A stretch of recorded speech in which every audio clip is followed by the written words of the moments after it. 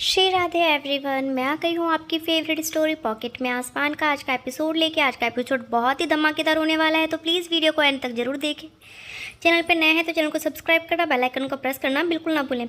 आज के एपिसोड की शुरुआत में हम देखते हैं कि जो केस की हेयरिंग होती है वो तो हियरिंग चलती रहती है। तभी वहाँ पे डॉक्टर दुबे आ जाते हैं और डॉक्टर दुबे को देख के रानी को खुशी होती है कि फाइनली डॉक्टर दुबे आ गए, क्योंकि वो कब से वेट करती रहती है। और यहाँ पे रानी जो होती है वो अनीशा से कहती है कि अनीशा प्लीज़ तुम एक बार मिस्टर भट्ट से बोल के उनको फेस करने दीजिए, उनको जो बोलना है वो बोलने दीजिए। तो यहाँ पे हम देखते हैं कि जो डॉक्टर दुबे होते हैं वो इस तरीके से बात करते हैं कि वो शायद सच ही बताएंगे। और यहाँ पे वो रानी जो होती है वो उसे समझाती है अनीशा को कि अनीशा प्लीज़ तुम इस तरीके से बोलो। यहाँ पर अनीशा जो होती है वो बोलती है कि अगर इनके बोलने से, इनकी गवाही देने से केस उल्टा पड़ गया तो क्या करेंगे रानी हम। तो वो बोलती है नहीं, तुम एक बार इनको कटघरे में खड़ा करने के लिए बात तो करो, जिसकी वजह से शायद हो सकता है कि जो केस है वो हमारे फेवर में आ जाए। तो यहाँ पे अनीशा जो होती है वो पहले ही उसे ऐसा लगता है कि ऐसा बोलना ही पड़ेगा तभी वो, लेकिन वो कुछ बोलती नहीं, वो एक भी बार उनसे बोलती नहीं। तभी रानी जो होती है वो खड़ी होकर बात करती है। और यहाँ पे हम देखते हैं कि डॉक्टर दुबे जो होते हैं वो कटघरे में आने के लिए रेडी रहते हैं। और यहाँ पे भट्ट जो होते हैं वो फिर उनसे डिमांड करते हैं कि सर मैंने इनसे बात करने की कोशिश की पर इनका फ़ोन नहीं लग रहा था और ये आने वाले नहीं थे, इस वजह से ये नहीं आ पाए। पर अगर अब वो अब आ गए हैं तो एक बार उनकी बात सुन लो। तभी यहाँ पे हम देखते हैं कि भट्ट जो होते हैं वो उनकी रिक्वेस्ट पे जो जज होते हैं वो डॉक्टर दुबे को बोलने का मौका देते हैं। और यहाँ पे वो पूरा केस ही पलट देते हैं और उन्होंने जो भी बोला था वो सब उस बातों से मुकर जाते हैं। क्योंकि यहाँ पे अनीशा जो होती है वो उन्हें धमकी दे के रखती है कि अगर आपने उस कटघरे में खड़े होकर झूठ बोला तो फिर आप ये जो आपने 2 करोड़ की आपको डोनेशन मिली है वो वापस ले ली जाएगी। और यहाँ पे वो सारा जो चाल रहता है वो चल जाती है और अपना जो भी रास्ता होता है वो क्लियर कर देती है। डॉक्टर दुबे ने पूरा केस पलट दिया होता है ये बोलने से, और जिसकी वजह से सारा केस जो उल्टा है उल्टा पड़ जाता है। रानी जो होती है वो परेशान हो जाती है कि डॉक्टर दुबे ने इस तरीके से झूठ क्यों बोला, क्योंकि उसे पता चल जाता है कि कुछ तो गड़बड़ हो गई है, कुछ किसी ने इनकी साथ खिलवाड़ किया है। और ये सब सुन के डॉक्टर दिग्विजय जो होते हैं वो भी बहुत परेशान हो जाते हैं, क्योंकि उन्हें ऐसा लगता है कि अब ये केस तो और कॉम्प्लिकेटेड हो गया है, क्योंकि अब रानी की वजह से डॉक्टर दिग्विजय को आज भी बेल नहीं मिलती, जिसकी वजह से वो बहुत परेशान होता है। और वो डॉक्टर दिग्विजय जो होता है वो रानी से और नफरत करने लगता है, बोलता है कि अब मैं उससे नहीं चाहता कि वो मेरे सामने आए। और यहाँ पे हम देखते हैं कि जो केस होता है वो एडजस्ट हो जाता है और वो फिर कल की डेट मिल जाती है कि कल फिर से कार्यवाही की जाएगी। और यहाँ पे हम देखते हैं कि अनीशा जो होती है वो जेल में आती है दिग्विजय से मिलने, और वो उसे बोलती है कि देखो दिग्विजय तुम टेंशन मत लो, सब ठीक हो जाएगा, मैं बात कर रही हूँ और अब हम पूरी कोशिश करेंगे कि ऐसी कोई भी लापरवाही नहीं की जाए। और यहाँ पे तभी रानी आती है, तो रानी को देख के वो उससे बोलते हैं कि तुम यहाँ पे क्या करने आई हो, तुम इस केस से दूर ही रहो, अनीशा केस देख लेगी, तुम इससे यहाँ से दूर ही रहो। और वो अनीशा को बोलता है कि अनीशा तुम इसे यहाँ से प्लीज़ बाहर निकलवाओ। तभी यहाँ पे हम देखते हैं कि रानी जो होती है वो दिग्विजय को बोलती है कि प्लीज़ मेरी एक बात तो सुन लो, क्योंकि मैं जो बोलना चाहती हूँ तो एक बार तो सुन लो दिग्विजय प्लीज़। तो लेकिन दिग्विजय जो होता है वो एक भी उसकी बात नहीं सुनता। और यहाँ पे हम देखते हैं दिग्विजय जो होता है उससे बहुत गुस्से में रहता है और वो उसे बोलता है कि प्लीज़ मैं अब तुम्हारी शक्ल भी नहीं देखना चाहता हूँ। और फिर वो वहाँ से जैसे ही दिग्विजय इस तरीके से गुस्से में बोलता है और वो बोलता है कि अब क्या सुनने का बाकी रह गया, क्या सुनना है, तुम क्या बोलने वाली हो बोलो। तो बोलती है कि मैं गई थी दिग्विजय उनसे मिलने, पर उन्होंने जो भी बोला कि जो भी तुमने बोला था वो सब सच था, क्योंकि वो केस अगर कोई भी हैंडल करता, कोई भी डॉक्टर, तो पेशेंट को बचा नहीं सकता था। पर वो ये केस का जो रिपोर्ट है वो पता नहीं कैसे चेंज हो गया। ये सब सुन के उसे बहुत ही गुस्सा आता है। और यहाँ पे हम देखते हैं कि दिग्विजय जैसे ही ये सब बोलता है वो अपना फेस दूसरे साइड कर लेता है, क्योंकि उसे बहुत गुस्सा आता है। वो बोलता है कि इसे यहाँ से प्लीज़ भेज दो और अब तुम इसके हाथ में कुछ भी मत छोड़ना। और यहाँ पे देखते हैं हम कि देबू और ईशू जो होता है वो उसे लेके जाते हैं यहाँ से। और दूसरी तरफ हम देखते हैं कि नारायणी जो होती है वो बहुत गुस्सा करती रहती है। और यहाँ पे जैसे ही रानी आती है तो वो उसे बोलती है कि तुझे ठंडक मिल गई अपने मन का करके, तू इस तरीके से क्यों कही है, तूने तुझे बोला गया था ना कि वो केस अनीशा देख रही है, तो तू क्यों वहाँ पे गई, क्यों ऐसा किया तूने। आज मेरा दिग्विजय मेरे साथ होता, मेरा देबू मेरे साथ होता, पर तूने तेरी इस गलती की वजह से ये सब हुआ है। यहाँ पे जो पिंकी आंटी भाभी होती है वो भी कुछ उसे बहुत कुछ बोलती है। तभी वो बोलती है कि अनीशा ने इससे मना किया था ये सब करने से, तो भी उसने ये सब काम किया है, तो अब इस वजह से वो सब कुछ बताती है। जो रानी होती है वो सारी बातें बताती है कि मैंने उनसे बात की, मैंने उनसे पूछा तो उन्होंने सब कुछ सच बताया, पर उसके बावजूद भी आज वो यहाँ पे पलट गए। तो इसका मतलब कुछ तो है कि जो की वजह से उन्हें कुछ तो ब्लैकमेल किया गया है। और यहाँ पे हम देखते हैं कि जो पिंकी भाभी होती है वो कुछ बोलती रहती, तभी वो बोलती है कि प्लीज़ पिंकी भाभी आप आग में घी डालने का काम मत कीजिए, और यहाँ पे वो चुप हो जाती है। तभी यहाँ पे हम देखते हैं कि जो रानी होती है वो अपनी बातों को बताती रहती है, और यहाँ पे नारायणी जो होती है वो बोलती है कि तुझसे किसने बोला था कि ये सब करने के लिए।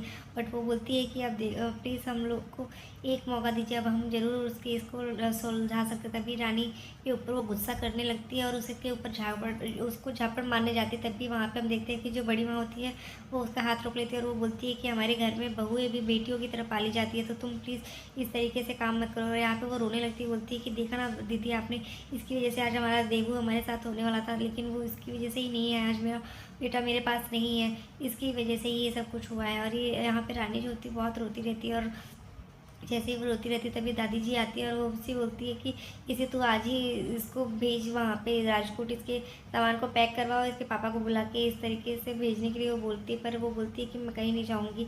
और यहाँ पे देखते हैं हम कि जो दादी जी होती है वो बोलती है कि तू इस घर में आके तूने इस घर का जितना सत्यानाश किया है बहुत कर लिया, अब तू इस घर कि किसी काम में भी कुछ भी नहीं कर सकती। और यहाँ पे हम देखते हैं कि रानी जो होती है वो रोती रहती है यहाँ पे।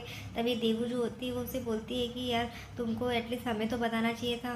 तो यहाँ पे हम देखते हैं कि ईशान जो होता है वो बहुत ही गुस्से में रहता है, क्योंकि उसे ऐसा लगता है कि ये क्यों इस तरीके से हमसे ये बातें छुपाई, क्योंकि अगर कोई नहीं तो कम से कम ये दोनों तो इसके साथ दे रहे थे। पर इस तरीके से जब रानी ने किया तो ईशान भी बहुत गुस्से में था। तो वो बोलती है कि ईशान एक्चुअली मुझे तुम पे भरोसा है, पर ये सब मैंने इसलिए किया क्योंकि डॉक्टर दुबे जो होते हैं दुबे थे वो उन्होंने ऐसा बोला कि अगर ये बात मेरे सिवा और किसी के बीच में पता चलेगी तो ये केस में प्रॉब्लम हो सकती है, इसीलिए मैं सबसे बताना नहीं ज़रूरी समझी थी। पर यहाँ पे जो ईशान था वो गुस्से में वहाँ से चला जाता है। और तभी यहाँ पे रानी जो होती है वो बोलती है कि यार तुझे भी ऐसा लगता है कि मैंने ऐसा किया, मैंने जो भी किया सब दिग्विजय को बचाने के लिए ही किया है, पर आज ये सब कैसे हो गया मुझे नहीं पता चला। अब तो पहले तो मुझे शक था, पर अब पूरा यकीन है कि इसके पीछे कोई तो है। और तभी हम देखते हैं कि जो रानी होती है बोलती है कि एक रास्ता है मेरे पास अभी भी। तो जो है रानी वो डॉक्टर के पास जाती है और उनसे मिलती है। दूसरी तरफ हम देखते हैं कि अनीशा जो होती है कोर्ट में वो वकील से बात करती है कि ये अब केस आप अपनी तरफ से हैंडल कीजिए, और ये केस कल पूरी तरीके से श्योरिटी के साथ रखना कि कल ये दिग्विजय यहाँ से छूट जाए। तभी यहाँ पे हम देखते हैं कि वो उसे बोलती है कि रानी के लिए बोलता है कि आप अगर ध्यान रखिएगा कि मिसेस गांधी कोई भी प्रॉब्लम क्रिएट ना करें, और कुछ भी करने से पहले वो मुझसे एक बार बात कर लें। तो यहाँ पे वो बोलता है कि दिग्विजय कि अब वो रानी का इस मामले से कोई मैटर में लेना देना नहीं है, वो इतनी इमेच्योर है कि पता नहीं उसे कि क्या कब करना चाहिए। तभी दूसरी तरफ हम देखते हैं कि जो रानी होती है वो डॉक्टर को इमोशनली ब्लैकमेल करती है कि डॉक्टर देखिए आप भी एक पिता हैं, और मैं और दिग्विजय हम भी एक पेरेंट्स बनने वाले हैं, और हम बच्चे के आने से पहले सब कुछ डिसाइड कर लिए थे कि कब क्या कहाँ कैसे करना है, बच्चे का घर कमरा कैसा है, हॉस्पिटल सब कुछ डिसाइड कर लिया था। पर अभी वो इस तरीके से बच्चे से अपने दूर है, तो ये आप भी समझ सकते हैं कि एक पिता होकर अगर वो अपने बच्चे से दूर रहेगा तो कैसा लगेगा। तो इस वजह से आप प्लीज़ मेरी हेल्प कर दीजिए, और ये बात हम दोनों के सिवा किसी को नहीं पता चलेगी। तभी हम देखते हैं कि वो बोलता है कि ठीक है मुझे इस बात का विश्वास है। दूसरी तरफ हम देखते हैं कि दिग्विजय जो होता है वो अनीशा से बोलता है कि अनीशा आप तुम ही श्योरिटी रखना कि केस सिर्फ तुम हैंडल करो, वो इतनी मैच्योर कैसे हो सकती है। तो वो बोलती है कि रानी भी तुम्हारी हेल्प करने की कोशिश कर रही थी, पर लेकिन ये सब होगा तो उसे तो ये पता नहीं था। तो इसके बाद वो उससे बोलता है कि वो इस तरीके से कैसे कर सकती है, उसको समझना चाहिए था। पर यहाँ पे हम देखते हैं कि डॉक्टर दिग्विजय जो होते हैं वो उसे समझाते हैं। और यहाँ दूसरी तरफ हम देखते हैं कि रानी जो होती है डॉक्टर सोहम से बात करती है कि सर मैं सैंपल लेब टेस्ट में करवाने से ये सारा डेटा जो होता है वो सबके पास चला जाएगा, और इस वजह से यहाँ पे सैंपल रीटेस्ट नहीं करवाया जा सकता। तभी वो बोलती है ठीक है कोई बात नहीं, तुम लेके आओ मैं करवा देता हूँ, और जो भी टेस्ट करवाने हैं मैं बता दूंगा। तो यहाँ पे वो बोलती है ठीक है सर, और वो लेके आती है। तो वो सारा टेस्ट जो होती है जहाँ जहाँ वो बोली रहती है डॉक्टर बोलते हैं वहाँ वहाँ वो टेस्ट करवा देती है, और वो 3 अलग अलग सैंपल 3 अलग अलग लैब में वो टेस्ट करवाती है। यहाँ पे हम देखते हैं कि जो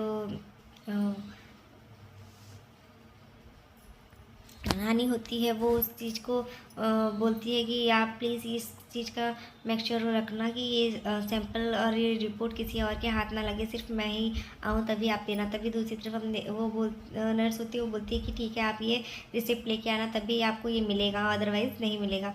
तो बोलते हैं ठीक है, मैं लेके आ जाऊँगी। दूसरी तरफ हम देखते हैं कि जो अनीशा होती है वो घर पहुँच चुकी होती है और सब लोग यहाँ पे बैठे रहते हैं, इकट्ठे बात करते रहते हैं। तभी अनीशा जो होती है वो बोलती है कि तुम यहाँ पे रानी कहाँ है, रानी से कुछ बात करनी थी और कल मिस्टर भट्ट जो है वो दिग्विजय को छुड़ा लेंगे। तभी यहाँ पे अनीशा जो होती है वो उसे बोलती है रानी को कि रानी मुझे तुमसे कुछ बात करनी थी। तो वो बोलती है कि हाँ हाँ बोलो ना अनीशा, क्या हुआ। तो वो बोलती है कि देखो, दिग्विजय ने बोला है कि कल तुम ना आओ वहाँ पे कोर्ट में, क्योंकि वो नहीं चाहता कि तुम वहाँ पे आओ। तभी वो बोलती है ठीक है, कोई बात नहीं अनीशा। तो यहाँ पे नारायणी भी बोलती है कि हाँ क्या ज़रूरत है इसको जाने की, ये क्या करेगी जाके। तभी यहाँ पे हम देखते हैं कि जो रानी होती है वो भी बोलती है कि हाँ अनीशा ठीक है, मेरे पास भी मुझे भी तुमसे कुछ कहना है।